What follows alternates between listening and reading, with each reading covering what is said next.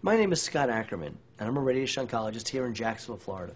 And in my practice of radiation oncology, I see all sorts of cancers, and I see a lot of gynecologic cancers, both uterine cancer and cervical cancer. So uterine cancer is cancer of the womb, of the uterus. We also call it endometrial cancer. And cervical cancer is cancer of that part of the uterus, the lower part of the uterus, which is called the cervix. And most women know about the cervix. That's where they have the pap smear done. Pap smear is a test where we scrape some cells off the cervix to analyze them and see if they're malignant. But when women come to me with these gynecologic malignancies, the first thing we want to know, the first thing they ask me, is how extensive is the cancer? Has it spread to any other parts of my body? Do I have any other cancers? So what we do is we obtain what's called a PET-CT scan prior to treatment. And the PET-CT scan is done for two reasons. Number one, it's done to localize the tumor, to see where the cancer is in the body so we can precisely target the radiation. And number two, to ascertain whether there's any other cancer cells anywhere else in the body that may have spread from the gynecologic malignancy, or maybe it's a second cancer that a woman might have elsewhere in her body.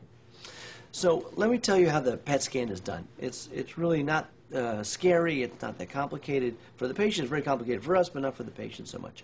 So you come in, and we inject you with a radioactive sugar. It's table sugar, radioactive glucose, like table sugar.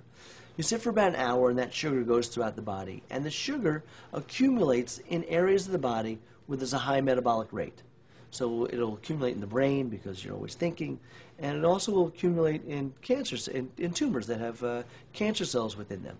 So it's a PET-CT scan. So the PET is positron emission tomography. That's where we use this radioactive sugar. And the CT is just short for CAT scan. So you all know what a CAT scan is. That's a scan of the body. We're done with x-rays. It allows us to look at deep into the body and see different slices of the body and to see whether there are structures that are abnormally enlarged or small or whatever. But we superimpose the PET scan onto the CAT scan, and now we could see not just abnormalities in the size of structures in the body, but we could see abnormalities in the amount of metabolism in those structures. We could see if there's heightened metabolic activity, which would mean heightened mitotic activity, which is cancer activity. And so we use this PET scan to very carefully and precisely target our radiation and very carefully and precisely evaluate extent of cancer throughout the body. For more information on this type of cancer or any other cancers, please call Dr. Scot Ackerman at First Coast Oncology, 904-880-5522, or visit us on the web at www.firstcoastoncology.com.